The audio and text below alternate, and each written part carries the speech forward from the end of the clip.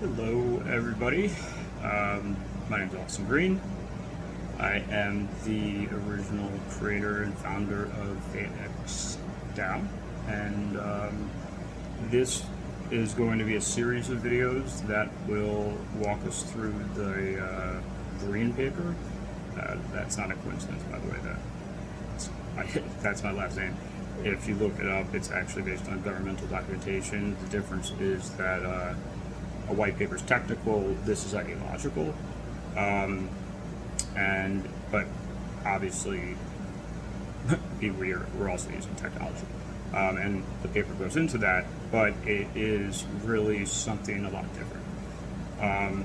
Like I say in it, we don't claim to be the first of anything, because things that are made from things that already exist. Creativity and inventiveness comes from putting things that already exist together in a unique and ideally aesthetically beautiful way.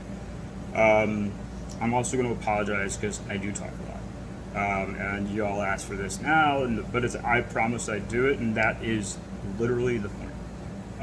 Is that what is missing in DeFi and in the world in general is that everything in terms of trust, in terms of interacting with one another at different levels of society, and different groups that we identify with, it's all messed up. But ideologically, all of that stuff that we care about, that we know to be true, the human rights, what are this country's founded on, any for the people country or governmental regime should not argue with this. It does not at all depend on it's communism or democracy.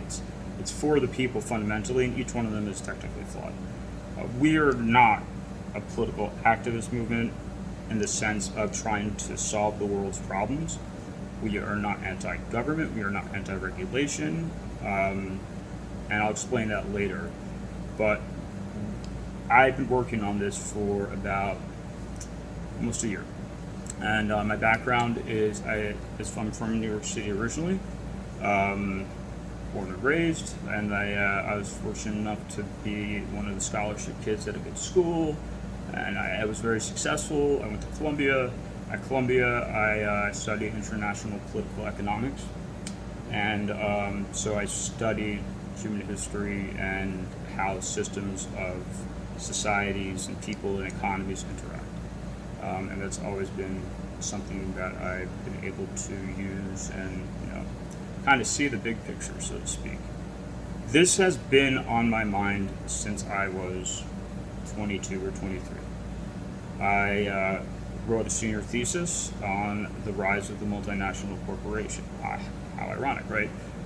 That thesis stated that there would one day, very soon, around this time or maybe a little more, come into a situation for technology, whatever, where companies and enterprises exceed the capacity, the ability, the liquidity, and the capitalization of any other sovereignty that's focused on political agendas.